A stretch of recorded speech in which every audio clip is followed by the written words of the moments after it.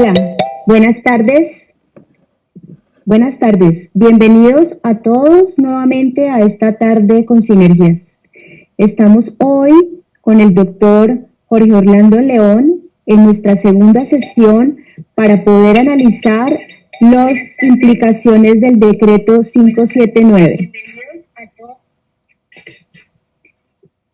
Queremos hacer una sesión complementaria a la que hicimos el lunes pasado, en donde muchos de ustedes nos manifestaron algunas inquietudes que la tarde de hoy vamos a resolver. El doctor León tiene una serie de preguntas, no solamente las que nos llegaron a través del Facebook, sino algunas que ustedes nos mandaron en la inscripción, y ese es el trabajo que vamos a hacer esta tarde. Felices de tenerlos con nosotros. Bienvenidos, y doctor León, adelante. Perfecto, muy buenas tardes a todas las demás personas que nos acompañan en esta transmisión en vivo. Una vez más, agradeciendo a Sinergias por la invitación que nos extienden nuevamente en esta tarde para compartir con todos ustedes diferentes inquietudes que nos han formulado respecto del decreto 579 en materia de propiedad horizontal y en materia de arrendamientos. Pues bueno, creo que muchos de ustedes escribieron a través de las redes sociales de Sinergia y presentamos sus diferentes inquietudes. Vamos a intentar abordarlas todas en la medida de lo posible, vamos a intentar solucionar todas sus inquietudes y pues digamos que frente a eso la idea es hacer algo pedagógico y pues sabemos que ustedes tienen todas las respuestas lo más detallitas posibles, pero es que fueron muchísimas preguntas. En materia de propiedad horizontal llegan como cerca de 60 preguntas y en el tema de arrendamientos llegó casi 70. Entonces entenderán que si eventualmente por alguna circunstancia no alcanzamos a resolver todas sus inquietudes, no es porque no pensemos en ustedes, sino por razones de tiempo. Bueno, comencemos sin más preámbulos. Entonces, el día pasado ya hicimos una actividad en la cual pues informamos a ustedes, digamos, la interpretación que le hemos venido dando al decreto 579, que expidió el Gobierno Nacional justo la semana pasada, hace 8 días, para conjurar los efectos adversos de la cuarentena en las finanzas de las copropiedades. Y pues comencemos por ahí. Entonces nos dice aquí un corresponsal: ¿pueden los consejeros de administración llamar la atención de las personas que exceden los tiempos de salida con sus mascotas o aquellos que salen a pasear dentro de las zonas comunes de la propiedad horizontal? Yo quiero iniciar por esto. Si ustedes, y creo que se nos sirve para todo, si ustedes leyeron el decreto 579, es un decreto ley, porque se llama decreto legislativo, pues tiene un estado de excepción. En este decreto, el presidente de la República, con todos sus ministros, hace unas consideraciones bien importantes. Dentro de las consideraciones de este decreto está el tema de la movilidad y está el tema, digamos, de la restricción a las personas. Pero es muy claro el decreto en señalar en algunos de sus apartes que esto se toma en funciones de policía. Y frente a las funciones de policía, digamos que estoy hablando frente al decreto, bueno, diferentes decretos, a este le decía algo muy parecido, pero el decreto que restringe la movilidad de personas, el primer decreto fue el 457 y el segundo decreto el 531. Estos decretos remiten es que entre las funciones de policía que tiene el presidente, los gobernadores y los alcaldes, son estas autoridades las que se encargan de sancionar o de imponer los comparendos a las personas que eventualmente infrinjan las normas de policía cuando se exceden los tiempos o salen los días que no corresponden. Por lo tanto, señores de los consejos de administración, señores administradores, yo entiendo que ustedes tienen un afán por su copropiedad, pero no se excedan, no de pronto usurpen funciones que no le corresponden, que son funciones de policía. Si una persona entra o sale de la copropiedad el día que no le toca, en el horario que no le toca, sale más de la cuenta, menos de la cuenta, eso es problema de ese individuo. Muchos de ustedes dirán, pero es problema de todos los demás. Si los demás propietarios están en sus casas, a un recaudo, cuidándose, no les va a pasar nada. Que esa persona, pues sencillamente las autoridades se encarguen de él. Ustedes no son quienes para llamarle la atención. Uno por cordialidad, por cortesía, le puede decir, oiga, vecino, por favor, evite salir tanto. Pero llamarle la atención como si fuera una función de propiedad horizontal, me parece que no. Ustedes no tienen esa competencia, eso es de las autoridades de policía. Nos pregunta otra persona que cómo hacer el cobro de la cartera morosa durante la pandemia. Igual que siempre, sencillamente el decreto en ninguna parte dice que no se cobre. Sí, o tal vez lo que no pueden hacer es iniciar los procesos judiciales, procesos ejecutivos, porque digamos que eso está condicionado a que haya juzgados, y como juzgados en estos días no hay, pues no podrán iniciar procesos ejecutivos, pero la gestión de cobros igual, las cartas, las llamadas, la gestión de cobros no puede cesar, porque usted lo que necesita es plata para poder funcionar. Otra pregunta nos dice que si propone aumentar el manejo del pago de la cuota de administración, ¿cómo se maneja cuando hay inquilinos? Pues yo pienso que eso no cambia con estas circunstancias. El propietario es el principal obligado y solidariamente con el, pues obviamente los inquilinos. Que si el inquilino no le paga al propietario la arriendo y no le paga la cuota de administración, igual el propietario tiene que entrar a responder. Nos dice que cómo se manejan las cuotas de administración para los conjuntos y edificios de propiedad horizontal. Pues nada, yo no sé la pregunta hacia dónde apunta, pero el tema es muy sencillo. Las cuotas de administración pueden haber sido aprobadas por la Asamblea de Propietarios este año, o muchas veces los consejos de administración, perdón, los reglamentos de propiedad horizontal eventualmente pueden establecer que hay un incremento automático de la cuota de administración, pues sencillamente seguir con eso. Para los que no hicieron las asambleas, para los que no pudieron reajustar sus presupuestos, tendrán que esperarse hasta después de julio, después de junio, es decir, para el mes de julio. Dice que existen edificios de propiedad horizontal que llevan 2 o 3 años organizados y el fondo de imprevistos no alcanza para pagar a los acreedores. ¿Qué estrategias deben tomar para cumplir con esos gastos? Bueno, yo no sé si es que estamos partiendo de un sofisma errado. No es que se trate de que ustedes van a apalancar todos los gastos de la cooperativa con el fondo de imprevistos. El fondo de imprevistos, de acuerdo con el artículo, con el decreto 579, artículo 7, es para, digamos, solventar el déficit de caja.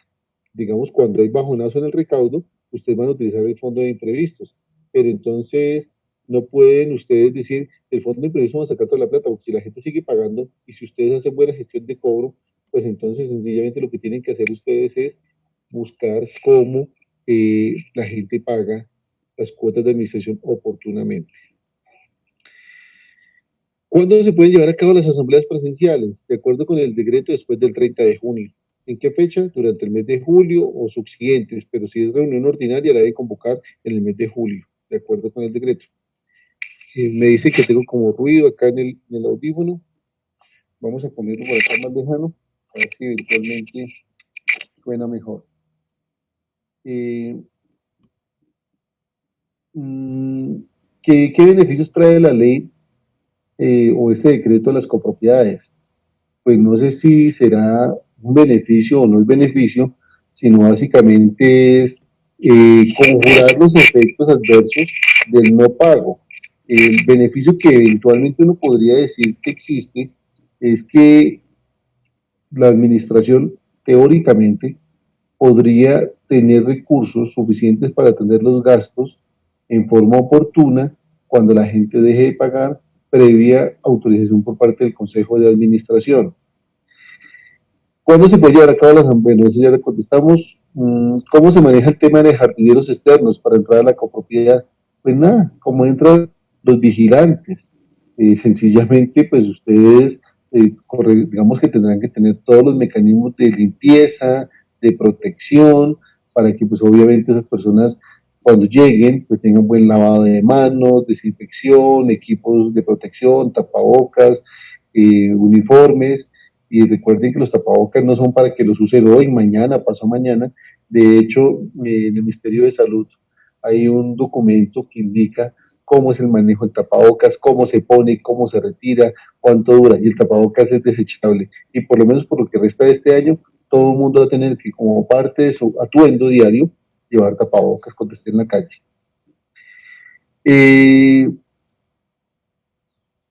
¿Qué papel juega el administrador y cuáles son sus obligaciones? El administrador no deja de ser administrador porque de pronto no vaya todos los días a la copropiedad. Sencillamente el administrador sigue respondiendo por sus obligaciones, sigue teniendo, digamos, la gestión normal. Lo que sucede es que muy probablemente ahorita estará haciendo sus labores de una forma pues, virtual o como trabajo en casa quizás, pero él sigue respondiendo. No es que porque de pronto no va todos los días, entonces no tenemos administrador. Bueno, el administrador es el responsable, es el gerente de la copropiedad y en ese orden de ideas él muy probablemente estará pues atendiendo todos los temas en la medida de que tenga todos los elementos de trabajo. Y si tiene que ir a la copropiedad, pues obviamente tendrá que organizar los días o frecuencias en que pueda ir. En el tiempo de aislamiento preventivo de hasta el mes de junio se pueden efectuar mudanzas en los conjuntos. Esta pregunta es reiterativa, es recurrente, porque de verdad que existe una controversia allí. Hay personas que pues, no saben qué hacer, se tienen que mudar, tienen desocupados sus apartamentos o los van a ocupar. Y mucha gente me dice, no, es que hay que pedirle permiso al administrador. No, a los administradores nunca se les pide permiso ni para entrar ni para salir de los edificios, ni de los conjuntos. A los administradores se les informa, porque el administrador administra bienes comunes, pero la propiedad privada es del dueño, y como dueño, él tiene el manejo de su propiedad. No por uno estar en propiedad horizontal, está sometido a, digamos, que el administrador le dé autorización para entrar a su casa. Uno tiene que informar y establecer protocolos. Segundo, para la movilidad en la ciudad, eventualmente sí hay que coordinar con las autoridades de policía. Entonces, de ahí se tendría que mirar cada persona. Si eventualmente la policía les llegase a requerir por un trasteo, pues tendrán que mirar cómo consiguen una autorización o un permiso para poder salir. Pero incluso sin ese permiso y sin esa autorización de la policía, porque digamos que no se dan permisos de trasteo nadie entrega, no vayan a cometer ese error ni los señores administradores pedirle a la gente que les den permiso de trasteo a nadie, no. A veces son permisos para la movilidad. Yo he visto y me preguntan permanentemente, ¿qué hago si me llega el trasteo aquí al edificio? Pues nada, dejando entrar, porque si ya estuvo por toda la ciudad, pues ya que llegue. Si la gente dice, voy a sacar mi trasteo porque me quiero ir, usted administrador no es quien para impedirle la salida a nadie, pues que se vaya. El problema de él es con la policía. Entonces hay que tener eso bien claro. Ahora, hay que tener un poquito de inteligencia emocional. Pongámonos en los zapatos de esa otra persona. Si eventualmente yo tengo que desocupar un inmueble, tengo unas poquitas cosas, me tengo que ir y quedarme aquí me implica económicamente un impacto de pagar meses y meses de arriendo por un inmueble que está desocupado, yo pensaría que eso no es nada solidario. Hay que permitirle a la gente que haga sus cosas normalmente. Ya miran a ellos si se meten en problemas con la policía, pero eso no es un tema de la administración. ¿Cómo se aplica el beneficio de no pago de la cuota de administración de aplicar las reservas cuidando no afectar el conjunto? No, no existe ningún beneficio de no pago de administración. Eso no es cierto. Lo que existe, de acuerdo con el artículo 9 del decreto, es que durante los meses de abril, mayo y junio, para las copropiedades, es la forma como yo lo interpreto, para las copropiedades que no han hecho los reajustes de las cuotas, no lo pueden hacer.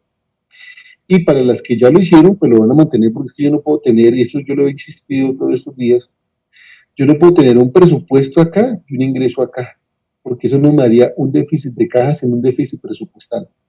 Y pues yo obviamente lo que tengo que tener es ingresos suficientes para atender los gastos. Y no puedo decir que saco el fondo de imprevistos, porque hay copropiedades que los fondos de imprevistos son insuficientes.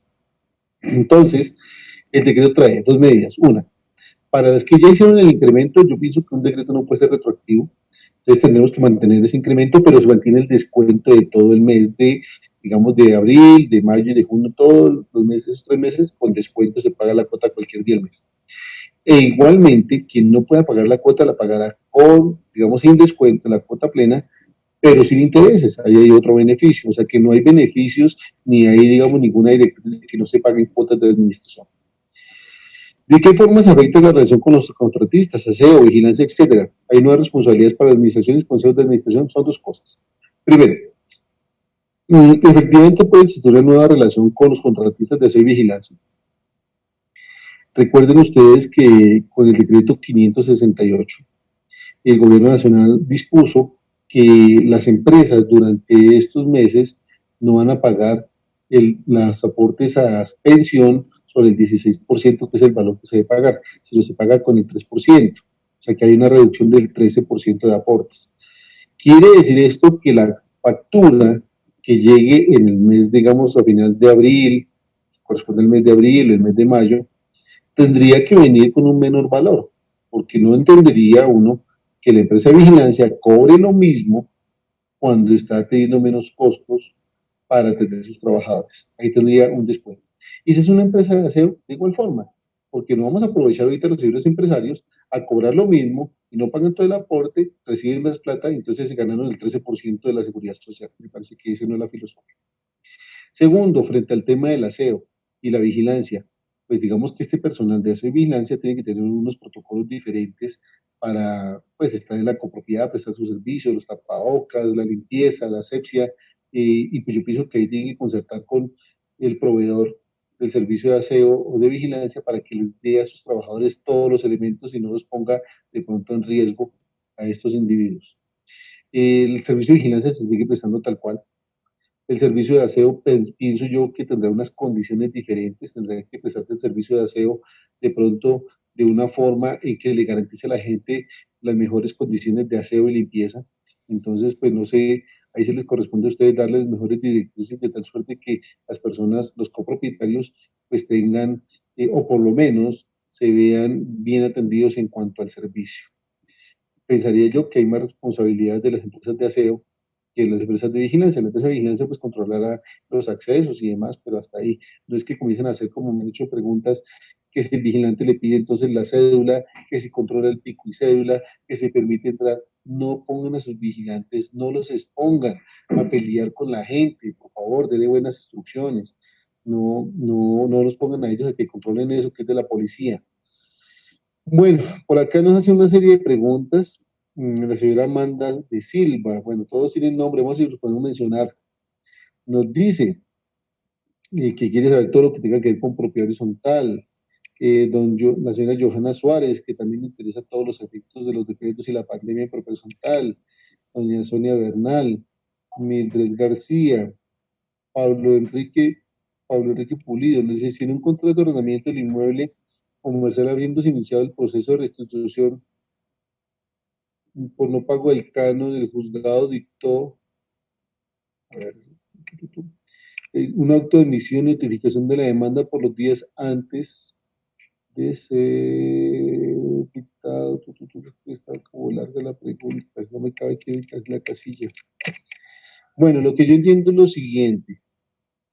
Si ya se inició un proceso de restitución de inmueble arrendado antes de la situación y el juzgado está en proceso de notificación, pues ese proceso pues continuará. Y cuando digo continuará es porque pues, debe continuar el proceso judicial, pero está paralizado, entre comillas, porque pues, no están en juzgados. Esto no impide que uno pueda conciliar con su inquilino. Siempre será la conciliación la mejor alternativa entre las partes. La idea no es que las personas pues, digan, no, entonces como me mandó no le voy a pagar. Me parece a mí que es una posición abusiva, es una posición caprichosa de las personas que no deberían estos días presentarse. Uno tiene que ser honesto, pero bueno, eso es un valor, la honestidad, la buena fe es un valor de las personas. Bueno, ya miraremos si la gente respeta o no honra su palabra. Pero mientras haya un proceso, pues teóricamente hay que esperar que el juez falle. ¿Cuánto se demoran a fallar? Desconocemos porque lamentablemente por estos días sí, lamentablemente no hay juzgados y los procesos judiciales no sabemos cuánto se demoran. ¿Qué hay que esperar? A que pase el tiempo y buscar la conciliación. El señor Eduardo Maya nos dice que qué beneficios trae la ley del gobierno de la copropiedad horizontal, ya lo mencionamos, no hay ningún propiamente un beneficio, simplemente lo que busca es conjurar los efectos del no pago de las cuotas de administración. Nos dice otra pregunta que para inmuebles comerciales por el no uso de la propiedad horizontal es causal de terminación del contrato. Pues yo entendería que no es causal de terminación del contrato el no uso de la copropiedad o el no uso de la propiedad horizontal. Se entiende que ni el propietario tiene la culpa, se entiende que el inquilino tiene la culpa, se entiende que la propiedad horizontal no tiene la culpa, porque eso es una situación de pandemia que nos está afectando a todos, es un tema de salud, o sea que nadie puede decir por su culpa le termino el contrato o por su culpa me voy. Creería yo que pues es un tema a conciliar. En este momento todos estamos en igualdad de condiciones y pues el no uso del centro comercial, si el centro comercial está cerrado, pues la persona podría argumentar contractualmente que tiene unas afectaciones, pero no es una causal para dar por terminado ese contrato de arrendamiento, pienso yo en principio, porque no fue una situación querida por el arrendador, ni propiciada por el arrendador, es una situación completamente ajena y extraña. Y pues para eso está el artículo 868 del Código de Comercio, que habla sobre la negociación de los contratos y demás, pero bueno.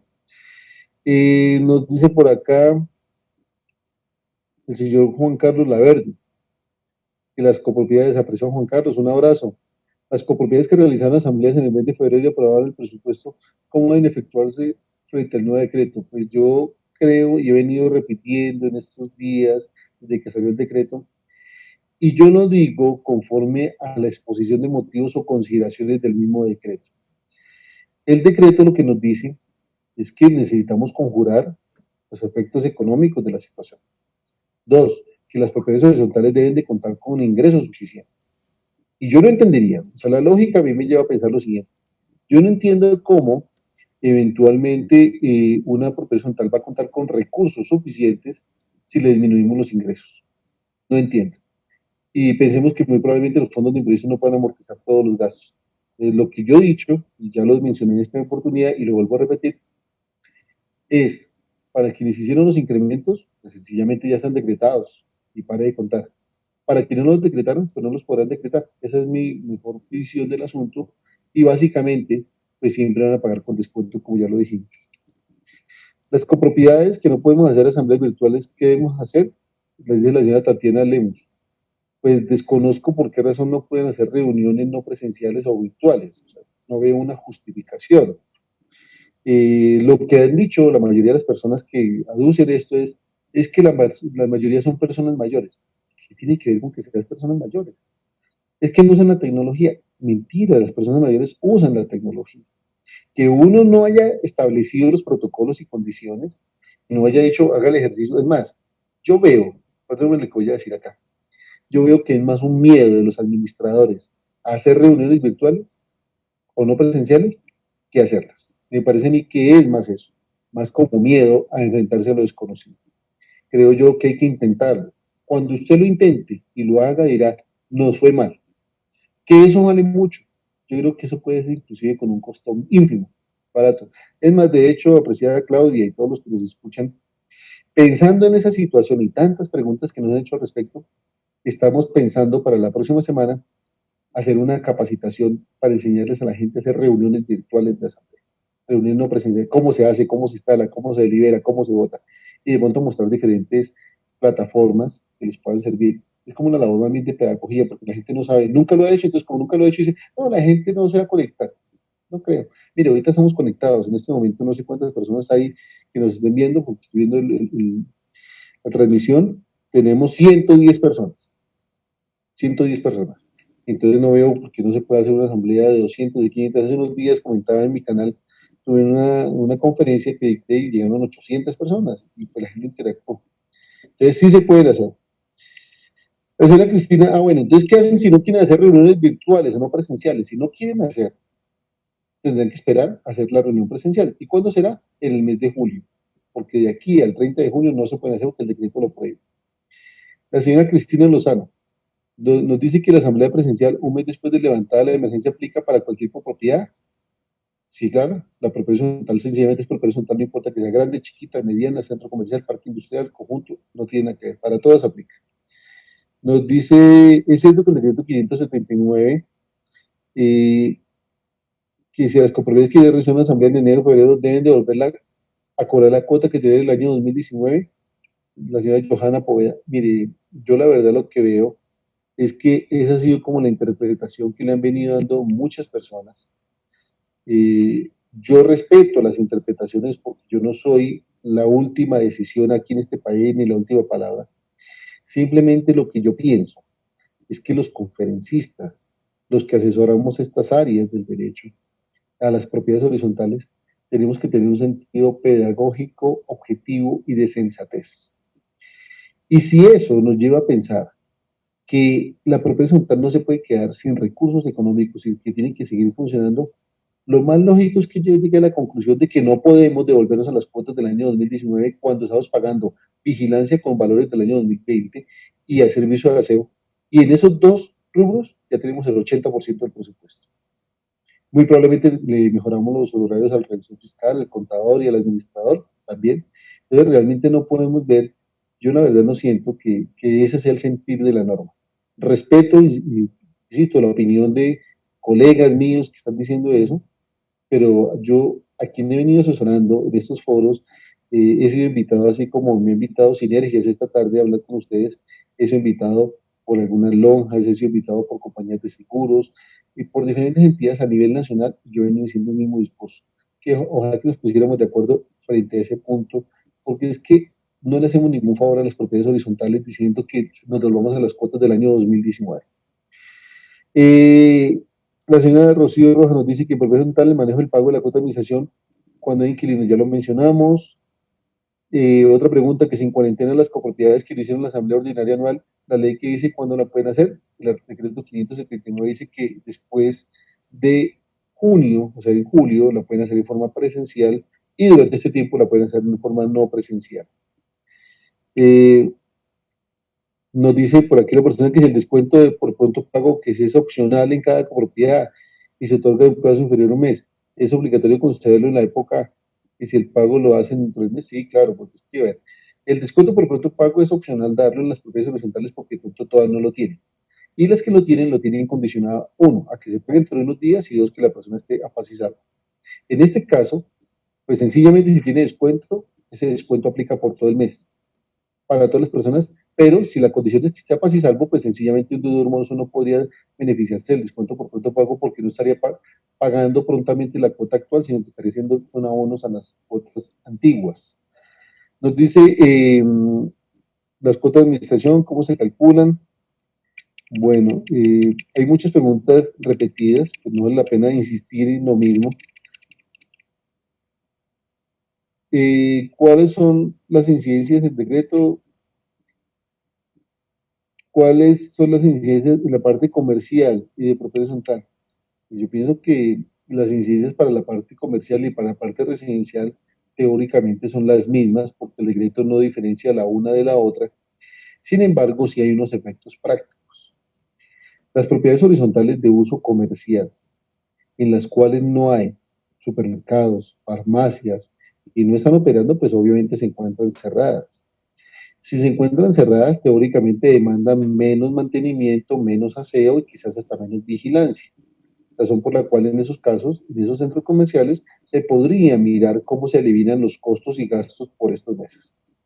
A diferencia de las propiedades horizontales de uso residencial, porque en esas propiedades de uso residencial los propietarios están viviendo, están residiendo y allá se necesita, no se pueden descontar temas de aseo, porque al contrario se necesita más aseo. La vigilancia, pues ¿cómo la vamos a quitar? Ahí está todo el mundo. Entonces yo creo que las condiciones son exactamente, económicamente serán diferentes, pero jurídicamente son las mismas.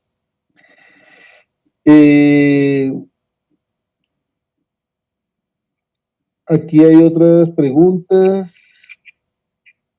Que llegaron todas revuelticas, no las estamos revisando. Cuando existen edificios, ¿cuáles son las incidencias? Pues la verdad veo que las últimas preguntas que nos han hecho acá todas son como muy parecidas a lo que ya hemos dado respuesta. La verdad pues no tendría sentido volver a reiterar y decir lo mismo que ya hemos dicho. Entonces como para ir como cerrando el tema de propiedad horizontal, que digamos habían 58 preguntas, pero las estoy mirando y muchas se repiten. Creo que es importante hacer como el siguiente tema. Nos dicen que hay más preguntas acá que están haciendo por Facebook, pero no las veo. Qué pena. Estoy mirando acá. A ver. Si me las pueden mandar, por favor, mejor Ángela, Claudia o Andrés David, que es nuestro control master, por WhatsApp. De pronto las puedo ver mejor porque no tengo cómo hacerlas. No, si quieren, mándenmelas por WhatsApp y yo las voy leyendo aquí rápidamente. Es mucho más fácil. Entonces, yo creo que para ir puntualizando tres cosas. La primera, el decreto 579 rige para todas las propiedades horizontales en Colombia sin distingo, de uso comercial, residencial, mixto, rural o urbano. Dos, es importante que cada copropiedad pues analice cuáles son las mejores condiciones para pues obviamente llevar a cabo los servicios de aseo, vigilancia, mantenimiento de la propiedad horizontal.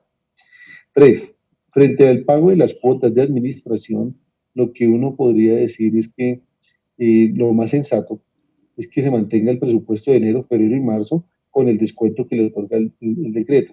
Las propiedades horizontales que no hicieron que no hicieron de pronto algún tipo de asamblea y no han ajustado los presupuestos, pues va a tocar que esperarse hasta después de junio.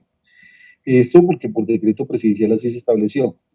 Sin embargo, si eventualmente, si todos los propietarios con su anuencia quisieran mantener las cuotas en otro valor diferente, pues el Estado no puede meterse en la casa de uno a decirle qué puede y qué no puede hacer. Pero como sabemos que siempre falta, no falta la persona que es disonante, pues tenemos, pues ahí tendrá que respetar lo que diga el decreto, porque si una persona se opone, después va a entrar a demandar, a impugnar. Eh, Dice acá una pregunta que si en un conjunto hicieron una asamblea el 15 de marzo y se autorizó el aumento de la cuota de admisión a partir de abril. Ya cobraron en abril el aumento y en mayo y junio se cobra el valor del año 2019. Yo lo que pienso es lo siguiente, no hace el señor Carlos Arizabaleta. Yo pienso lo siguiente, si usted hizo una asamblea en abril, en marzo, y dijeron que el incremento era a partir de abril, a principio de abril ustedes hicieron el incremento, pero el decreto salió el día 15 y muchas personas de pronto no pagaron los primeros 15 días, sino pagaron a final de abril. Las personas podrían eventualmente decir, con este decreto no se haga el incremento en abril. Por lo tanto, quedaría la cuota que traemos desde marzo, que muy probablemente puede ser la del año 2019. Eso podría ser una alternativa. Pero bueno, yo pienso que todo tiene solución. Si la asamblea se reúne después, en julio o en agosto, y dicen, un momentico, cobremos un retroactivo de lo que no se cobró, cobremos una cuota extraordinaria, pues sencillamente lo pueden hacer así y lo pueden equilibrar. Nos dice otra pregunta que, ¿qué procedimiento se debe seguir para una asamblea por delegados? El señor Víctor Roa. Pues sencillamente en las asambleas por delegados, pues tiene que estar prevista en su reglamento de propiedad horizontal, porque uno no puede inventarse algo que en el reglamento no esté. Y otra cosa, pues sería que si no está en el reglamento de una asamblea por delegados, pues tendría que la gente más bien nombrar a sus apoderados para que vayan a la reunión de asamblea y pues procedan. Pero indudablemente, para que exista una asamblea de delegados, tiene que estar prevista en el reglamento de horizontal. Dice por acá, buenas tardes, en una consulta sobre la asamblea no presenciales. El artículo 44 dice, las decisiones adoptadas serán ineficaces cuando alguno de los propietarios no participe en la comunicación simultánea y difícilmente la propiedad horizontal puede garantizar la asistencia al 100%. Quiere decir que no se podría hacer. Señora Tatiana, yo creo que es importante que tenga presente dos cosas. La primera, esto no se interpreta literalmente. Eso ya quedó aclarado afortunadamente con el decreto 398 que se expidió para el Ministerio de Sociedades, perdón, Ministerio de Industria y Turismo. Se expidió una directriz en la cual se quedó muy claro que las reuniones no presenciales funcionan igual que las presenciales. Es decir, que el quórum para reunirse en esa asamblea es el 50%, más del 50%, y para votar la mayoría simple, de acuerdo con el artículo 45. Y el decreto 398, teóricamente se escribió para sociedades mercantiles, pero el decreto 579, si ustedes lo leen, dice que la asamblea no presencial se rige por lo dispuesto en el decreto 398.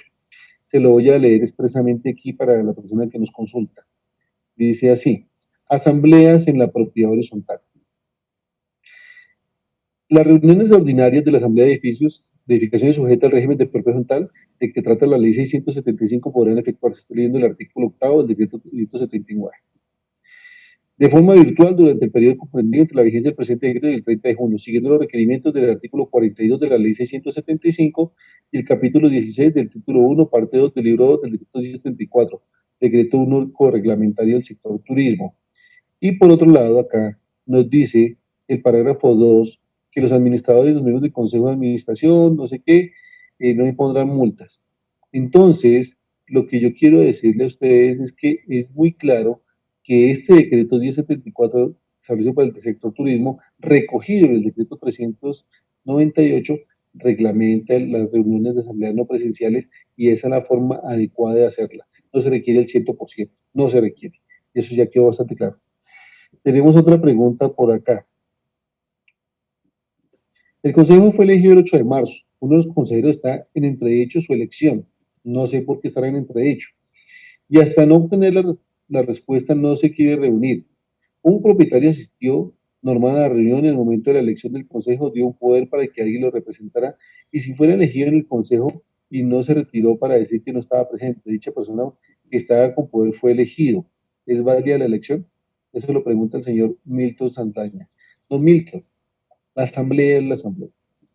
Si la asamblea se equivoca, elige mal, elige a una persona que no le gusta a las personas, si eventualmente estaba en mora, era el esposo de la propietaria, no tenía poder, si tenía poder, todo lo que sea, esa es una decisión de la asamblea, que ni el administrador, ni los miembros del consejo, ni el revisor fiscal pueden imponer en tela de juicio.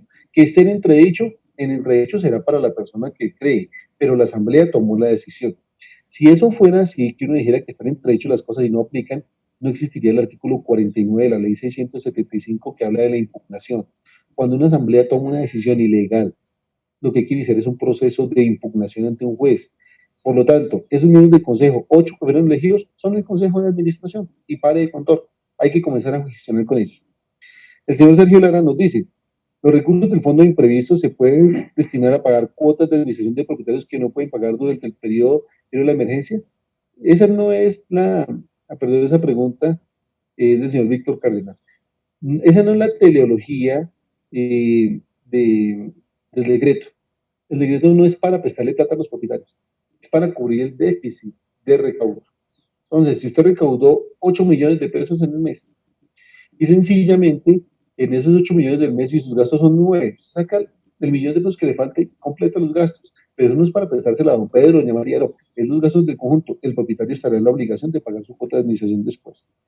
El señor Sergio Lara nos habla, eh, la señora Sandra Torres. Se conoce un protocolo en caso de contagios de COVID en la propiedad horizontal. El protocolo es el mismo. El protocolo es el mismo que siempre se ha dicho. Tiene que llamar a las autoridades de salud que se hagan cargo del tema. No es que, perdón lo que voy a decir, permítame, no lo hago de la peor manera, sino no es que los propietarios entonces comiencen y saquen a esa persona, le incendien el apartamento, le hagan un graffiti y salgan, se lo matamos, no sé qué, porque la gente es así. Ustedes como administradores tienen que tener mucho cuidado con la información. Si una persona está enferma de COVID, tendrá que atender las autoridades de salud, pero recuerden que aunque una persona tenga COVID-19, puede ser atendido en su casa. Si la gente se alarma del conjunto, dígales, no salgan de sus casas, quédense guardaditos y nada les va a pasar. Entonces no hay que alarmarse, no hay que preocuparse, hay que extraer las medidas de higiene y de limpieza. Si durante la emergencia se genera intereses de mora por el retraso en el pago de cuotas de administración, meses de abril, mayo y junio, no se cobran intereses de mora. Bueno, muy bien. Por acá tenemos otra pregunta.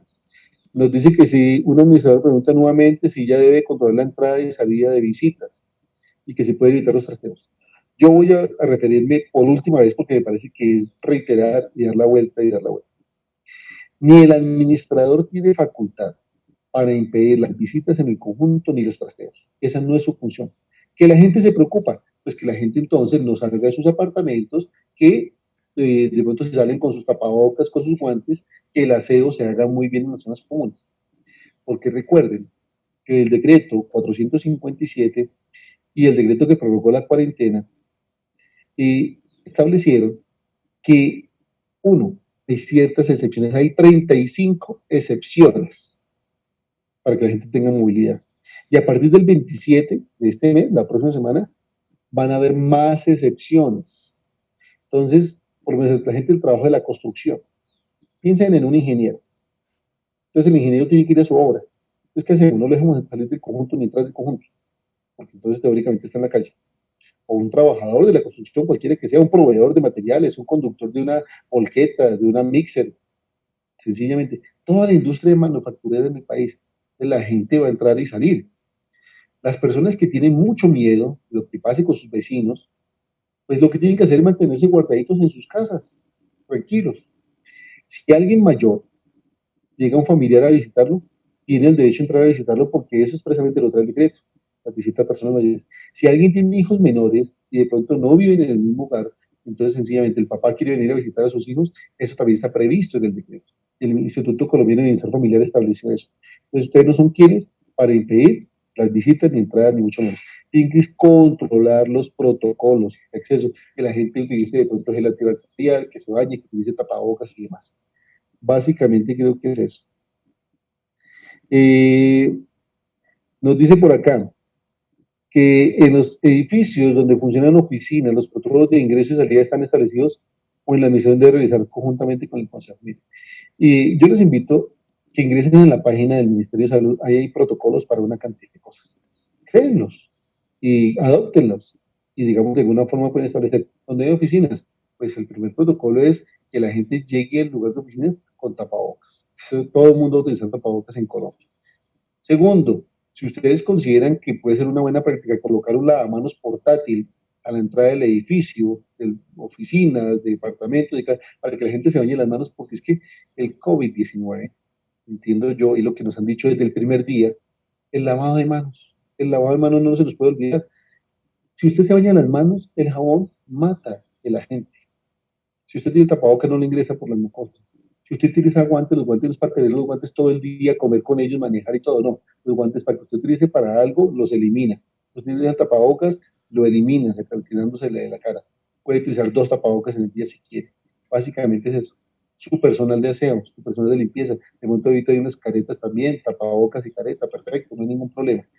Esas cámaras que están colocando por allí de aspersión y demás, recuerden que el ministerio sacó por allí una nueva circular donde está advirtiendo cuál es el protocolo y procedimiento de esos. Entonces, no sé si yo creo que con esto ya hemos abordado lo de propiedad horizontal. Habrá mucha casuística y seguirán habiendo muchas situaciones. Yo lo que invito a los administradores a que por favor pues de alguna forma se ilustren, lean y pues primero que todo utilicemos el sentido común.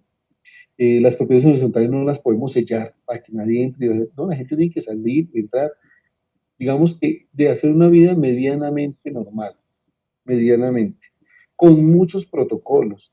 Nadie se va a poder saludar de abrazos, de besos, nada, de eso ya no, creo que va a quedar proscrito. Aquí va a ser como los asiáticos, hacer la venia, listo. Eso es lo que hay que hacer, mantener buenas jornadas de limpieza, buena asepsia en sus manos, en sus ropas de trabajo, los pasamanos de las escaleras, los interruptores de las zonas comunes, las chapas de las puertas, los ascensores, todos esos sitios donde todo el mundo coge todo, y ya uno en su casa, y pare de contar, si uno se tiene medianamente aislado, el aislamiento social, creería que de pronto podemos tener un buen manejo de esto, pero tampoco podemos estar cundidos del pánico, entonces que no entre nadie en conjunto, que nadie salga, que todo el mundo sea contaminado. No, no hemos visto nada. El verdadero contagio va a venir después. Allá sí, si la gente no se cuida, van a haber muchas personas que se van a relajar con todo esto y de alguna forma pues vamos a ver ahora sí situaciones de contagio. Bueno, vamos a pasar al tema de arrendamientos. Yo creo que ya tenemos casi 40 minutos de transmisión y también es importante entender el otro tema. Dice acá, ¿qué pasa si pagó por adelantar las cuotas de arriendo, pero no se inició las labores en el local comercial? Recuerden que el decreto 579 señala que los arrendamientos que no se entregaron los inmuebles se inician a partir de julio, pero si a uno le entregaron en el local y yo comencé a hacer adecuaciones y no lo pude extraer y todo, pues teóricamente, fríamente, pues el contrato está corriendo. Ahí tocará entrar a comenzar a negociar con su arrendador porque es la teoría de la imprevisión. Y de acuerdo con el artículo 868 del Código de Comercio, pues sencillamente no puede renegociar los contratos.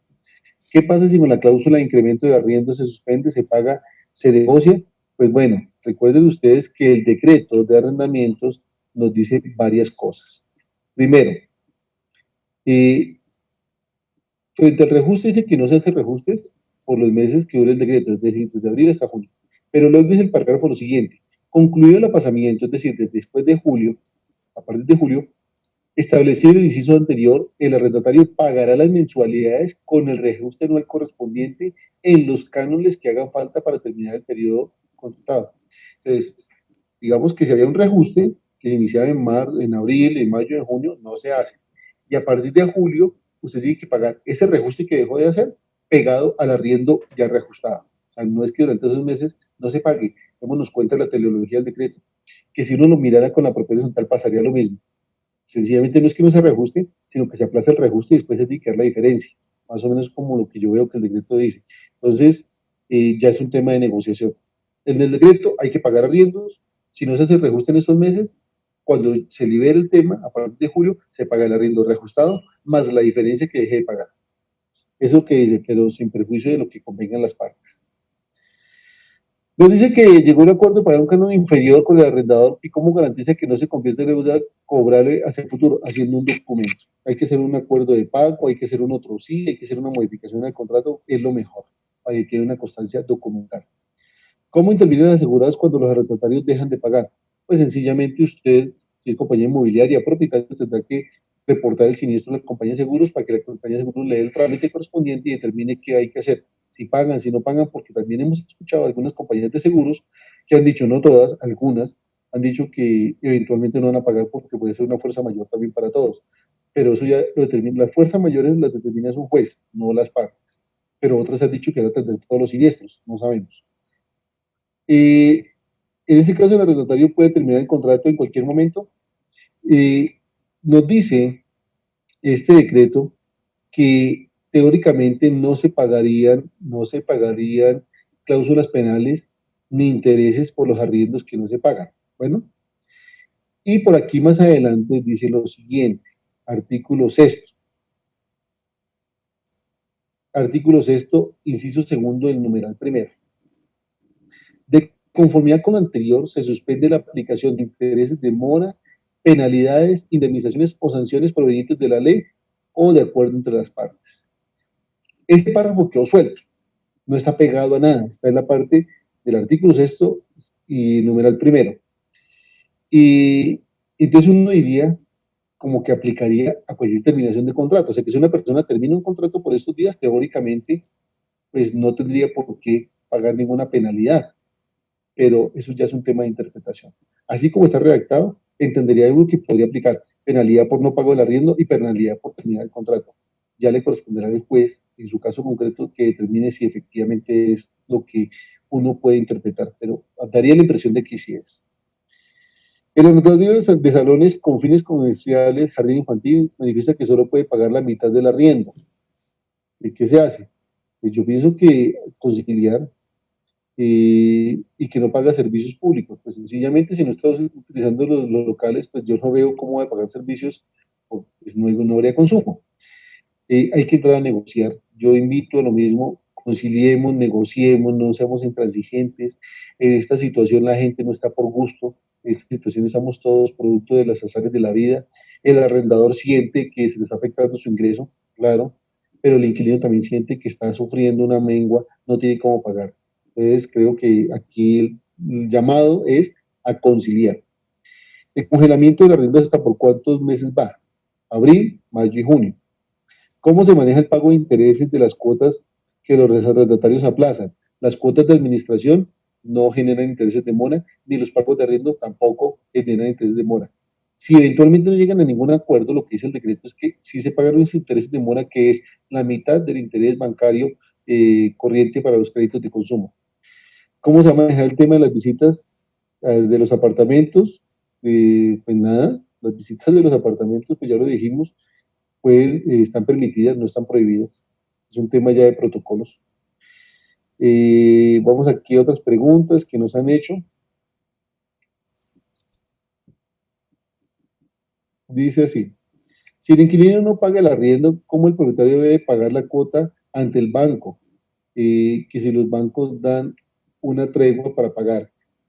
Pues la verdad, muchos bancos han sacado circular diciendo que eventualmente pueden aplazar las cuotas financieras de créditos hipotecarios y demás. Le corresponde que usted vaya y hable con su propio banco. Todos los bancos no tienen un estándar. Un banco sí, un banco no, y para algunos productos sí, para otros productos no. Eso le corresponde a cada quien. Puede refinanciar la deuda, puede alargar el plazo.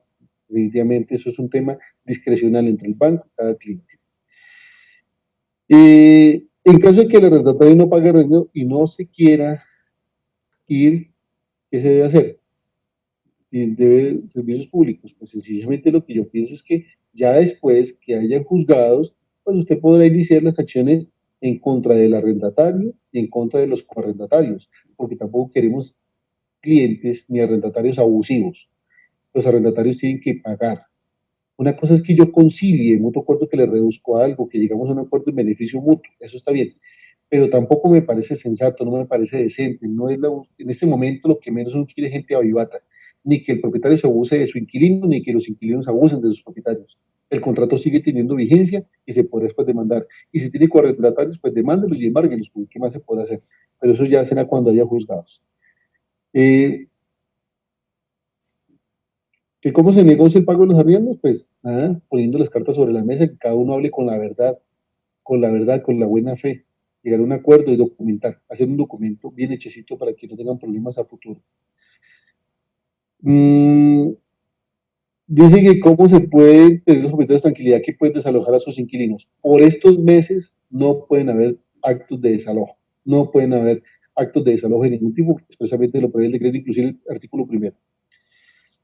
Que dice que una persona que arrendó un local para un bar y pagó 3 meses por adelantado y que no inició labores, no, pues negocie con su arrendador, dígale, mire, si usted fuera, póngase por un minuto en mis zapatos. Eso yo creo que es la mejor medición. Póngase en los zapatos del otro. Si usted fuera de que estuviera sufriendo esta situación, ¿cómo le gustaría que lo tratara? Negociemos. Que si el último párrafo el del decreto de las zonas comunes que se refiere a los arrendamientos de zonas comunes. No, si usted te arrendó una zona común, hizo un contrato de arrendamiento, le aplica son los temas de arrendamiento. Lo de temas de cuotas de administración no es para arriendo de zonas comunes. Pago de cuotas de administración es para unidades privadas. Locales, apartamentos, bodegas, no sé, todo lo que tenga coeficiente sea una unidad privada. Todo contrato de arrendamiento tiene una cláusula de incremento automático del IPC. Ahora con el COVID es obligatorio aceptar, pues ya lo dijimos, durante esos 3 meses no se va a pagar, pero después de que pase el tema, a partir de julio se tiene que pagar el arriendo con la diferencia que no se pagó, es decir, con el retroactivo, para que nos entendamos. Dice que si llega a un acuerdo de pagar un canon inferior con el arrendador, ¿cómo garantiza que no se convierte en una deuda cobrable hacia futuro? Ya lo hemos mencionado, esa pregunta del señor Ismael Ortegón. Pues nada, documentando el documento bien hechecito, bien clarito, para que las partes queden obviamente bien informadas, firmándolo los mismos intervinientes. Si fueron 3 los que tomaron el arriendo y 2 por parte del arrendador, pues los 5 tendrán que firmar el documento. Los mismos que firmaron el contrato deben firmar las condiciones y las modificaciones. Si inquilino no paga, bueno, ya está, ya respondimos esa. ¿Quién está vigilando las aseguradoras? Pues las aseguradoras han sido siempre vigiladas por la superintendencia financiera, porque son entidades del sector financiero. Dice que están llevando la responsabilidad frente a la crisis, pues bueno, no sé, pues no sé si esa pregunta tenga algún sustento, no sé si ya tengan alguna respuesta donde están diciendo que no van a pagar. Simplemente vimos una nota de prensa que una aseguradora dijo que en principio que no, y después dijo que iba a estudiar los casos, pero pues hay que esperar, hay que, uno, presentar el siniestro y esperar a ver qué le responden. ¿Qué tanta incidencia tiene el administrador en el momento en que un propietario anuncie que su arrendador se va y que pidió a su arrendador que se vaya? Pues nada, yo insisto, señores administradores, no tienen nada que ver, esos son temas entre arrendador y arrendatario. ¿Que tiene que sacar su trasteo? Pues que lo saque. ¿Que llegó con el trasteo? Pues que no entre. Eso es un tema policío, de puertas para afuera es un tema de policía. Usted en las zonas comunes, pues nada, entrar un televisor, un apartamento, ¿cuál es el problema? Una cama, unos muebles, yo no veo. Que las personas que carguen, pues vengan con sus tapabocas, con sus guantes, con sus overoles, que se desinfecten, que se bañen las manos. Eso es lo que hay que hacer. Y las personas del conjunto, pues que no salgan a chismosear, que se queden allá guardados. ¿Qué pasa cuando un arrendatario no ha cancelado el canon de arrendamiento durante el año 2020? Pues está en mora y hay que demandarlo, lamentablemente no hay juzgados. Si usted hizo un buen contrato, pues con el contrato. ¿Qué pasa con los arrendatarios que están próximos a vencer? El decreto expresamente dice que los contratos que se vencen ahorita en abril, pues sencillamente quedan prorrogados hasta junio 30. ¿Qué hacer en épocas de pandemia con los arrendatarios que no cumplen con el reglamento? Nada, los reglamentos de propiedades son tal, hay que cumplirlo y hacerlos cumplir. Y si hay que ponerle multas, pues se le pone multas a la gente, pero garantizando el derecho al debido proceso, el derecho de defensa, contradicción, impugnación. Eso siempre ha sido así y no puede cambiar en ese momento. ¿Qué medidas se pueden tomar por parte de un arrendador en caso de que la pandemia se prolongue por más tiempo? A ver, la pandemia, entiéndase por pandemia que es una enfermedad generalizada y contagia a muchas personas en muchos países, va a estar presente en Colombia por lo menos por un año, año y medio, hasta que no haya una vacuna. Eso es la pandemia. La cuarentena, pues van a haber varias cuarentenas en este año. Sabemos que la primera cuarentena se terminaba el 27, pero se alargó hasta el 11 de mayo. O sea, teóricamente el 11 de mayo termina la primera cuarentena y ahí podrían salir más personas. El 27 van a salir muchas, porque se va a abrir la industria y la construcción, y a partir del 11 muchas más. Pero van a haber otras que se van a quedar en su casa, los adultos mayores y los menores, los niños, estudiantes. Pero la pandemia va a seguir. Eso es algo con lo que vamos a tener que vivir. Por eso es que todo el mundo tiene que utilizar tapabocas todo el tiempo, de aquí hasta diciembre. Se están fabricando millones de tapabocas. La gente tiene que utilizar un tapabocas por lo menos una vez al día o más tapabocas al día, se contagia, se contamina. Eso es. Entonces la pandemia va a estar presente y va a incidir en la economía terriblemente. Claro que sí. Tenemos que prepararnos para los efectos adversos que vamos a tener. Que si puede volver a la oficina arrendada sin pagar destrate. Ya lo mencionamos, el decreto trae un párrafo al final del artículo sexto donde dice que no se pagan penalidades ni intereses. Eso podría dar lugar a que nadie pague cláusulas penales. Pero insisto, expresamente el decreto no dice que si se terminan los contratos no se pagan. Eso es una interpretación válida, como puede ser válida de que no, que le cobren. Le corresponderá a las partes entrar a negociar. Dice que puede existir alguna multa de sanción por los arrendamientos no pagados antes del 15 de abril, fecha que se firmó el decreto. Sí, claro, claro, si la persona no pagó febrero o marzo, pues está incumpliendo el contrato, pues habrá que cobrarle sus cláusulas penales. Precauciones a considerar el manejo de las zonas comunes, gimnasio, turco, mire, pues, ustedes ya saben, el Ministerio de Salud sacó por ahí un documento donde dice que las personas pueden salir a caminar temprano hasta las 8 de la mañana, aislados los otros, pero siempre dijo que gimnasios y sitios cerrados no se pueden usar. Por lo tanto, es el mismo protocolo para la propiedad horizontal. Que si la gente puede caminar dentro del conjunto, pues teóricamente sí, porque el decreto dice que la gente puede salir a caminar a 1 kilómetro de su casa, y desde la puerta de su casa hasta allá hay 1 kilómetro, por lo tanto, pues pienso yo que puede salir a caminar. Establezcan los protocolos para que ustedes pues tengan, provean en ciertos sectores del conjunto lavamanos para que la gente se pueda bañar las manos con agua y jabón, pueden proveer gel antibacterial, y que eso sale muy caro, pues al fin y al cabo los propietarios son los que pagan las cuotas, ¿no? Pues para eso es, no pasa nada. Buenas canecas para que la gente deposite sus desechos, que no boten los tapabocas en cualquier sitio. Por cortesía de la administración pueden comprar, por ejemplo, muchos tapabocas, y a cada persona que entre al conjunto está añadirle un tapabocas nuevo. Eso vale como 1.000 pesos, eso no vale nada. Entonces, son cosas que uno puede implementar. Que si los cargos de arrendamiento se pueden conciliar, todo en esta vida es conciliable, todo se puede conciliar afortunadamente. ¿Hay algún decreto que permita bajar la cuota de administración o los cargos de arrendamiento? El decreto no habla ni de bajar cuotas ni de bajar cánones, lo que dice que no haya reajustes. Eso es otra cosa. Y frente a las cuotas es un tema de potestad de la Asamblea. La Asamblea si decide, bajemos la cuota, perfecto, no cobremos cuota, eso es problema de la Asamblea. Ya mire, si tienen plata con que soportar los gastos de la copropiedad.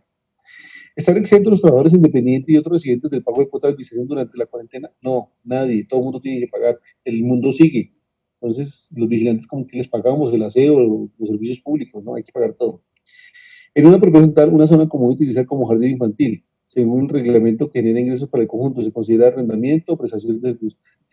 Si es una labor que hace la administración, pues sería un servicio comunal. Pero si es un tercero que utiliza un local y paga por ese valor, eso se llama arrendamiento. En caso de que el arrendatario no pague arriendo y no se quiera ir por 3 meses, ¿qué se debe hacer? Pues llegar a un acuerdo con él, si desocupa y no le hace más daño al propietario. Estoy mirando acá porque hay 60 preguntas, pero veo que muchas se repiten o algunas las leí al principio.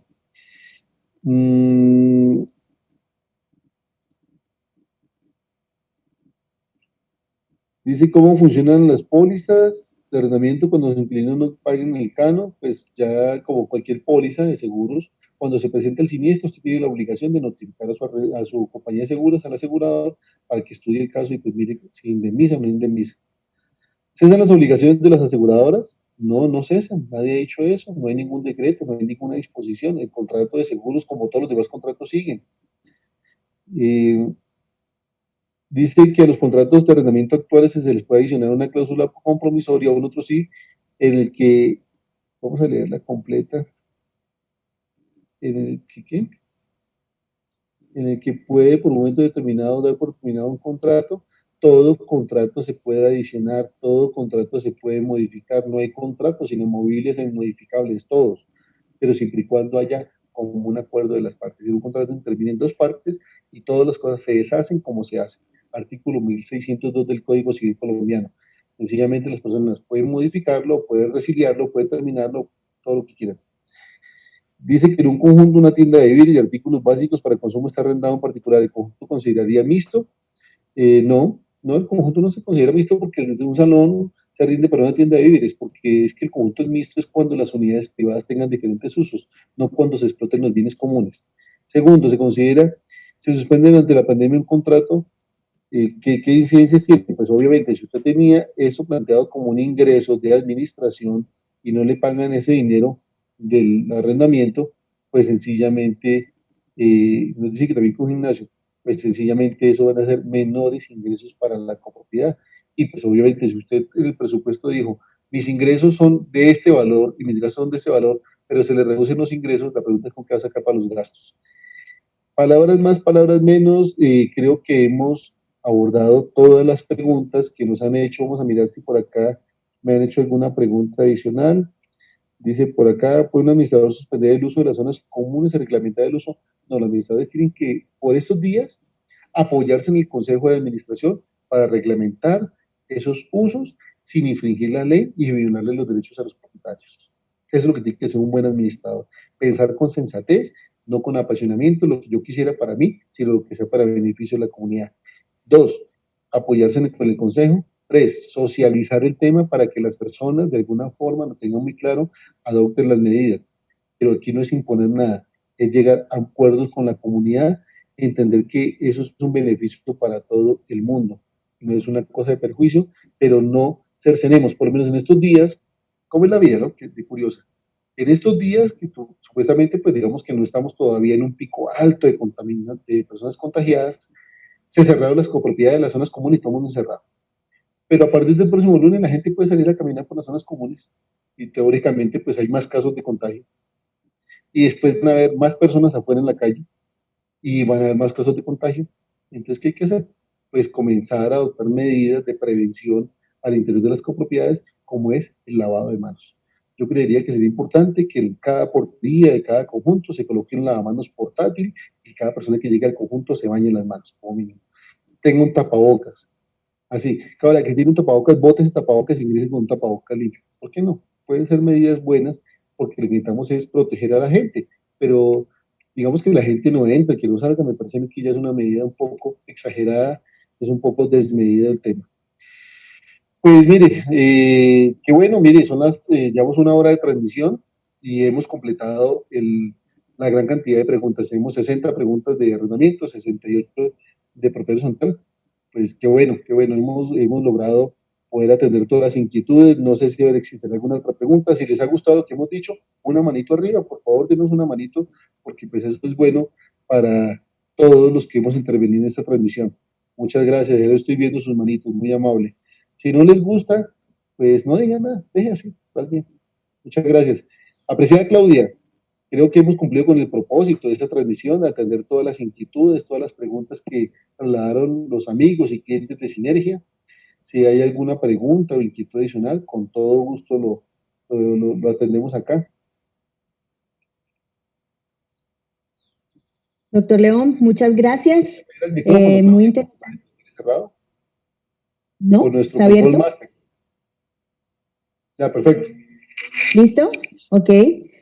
Bueno, muchas gracias, doctor León, muchísimas gracias. Muchas gracias a todos los participantes por habernos acompañado en la charla que tuvimos el lunes y haber aceptado esta invitación para hoy jueves y poder así resolver las diferentes inquietudes que todos tenían. Por ahora nos despedimos y esperamos nuevamente tener otra tarde con Sinergias y esperamos verlos pronto. Muchas gracias. Muchas gracias, Claudia, por la invitación. Un abrazo a todos, que Dios los bendiga, cuídense mucho. Gracias.